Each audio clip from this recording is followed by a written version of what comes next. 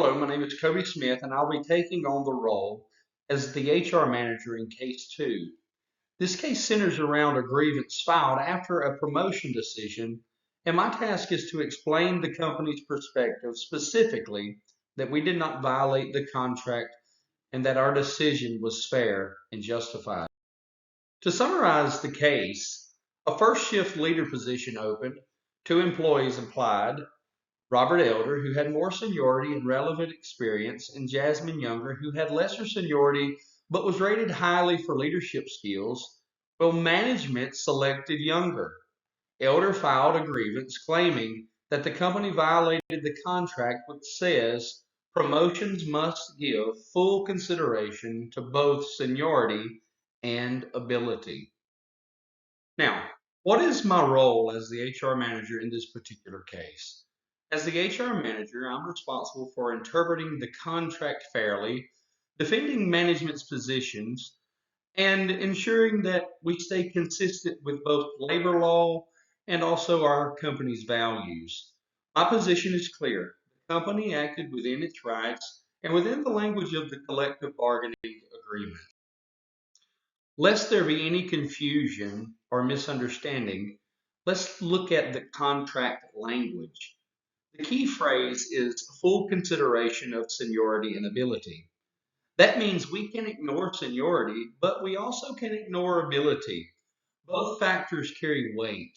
Management reviewed elder seniority carefully, but when they looked at the overall leadership ability, decision making, and then also communication skills, Younger was simply better and more qualified for this particular position. Now, this leads us to a question. When it comes to leadership positions and taking in consideration seniority and ability, why does ability matter so much? Well, seniority tells us who has been here the longest, but ability tells us who can lead effectively today.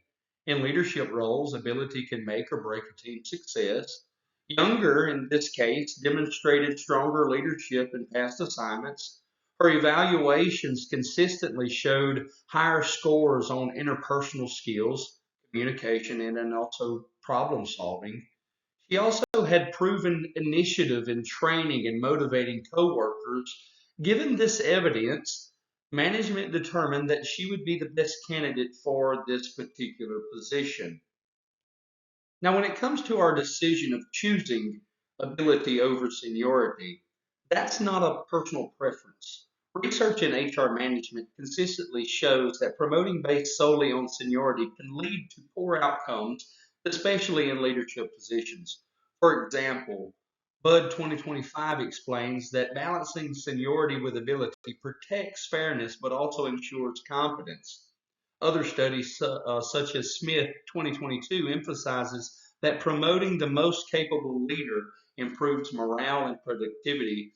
So this decision was consistent with both the contract and HR best practices. Now, of course, to every grievance, there needs to be a response. My response to Elder's grievance is seniority was considered, but it was not the sole deciding factor. Ability carries equal weight as the contract required.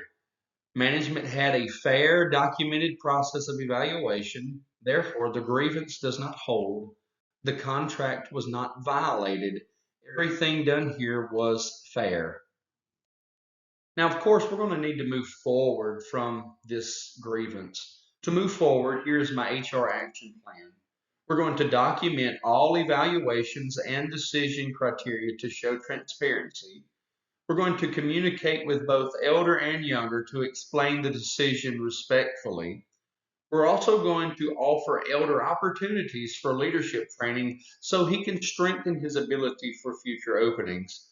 And then we're going to work with the union to reaffirm our process and prevent future misunderstandings.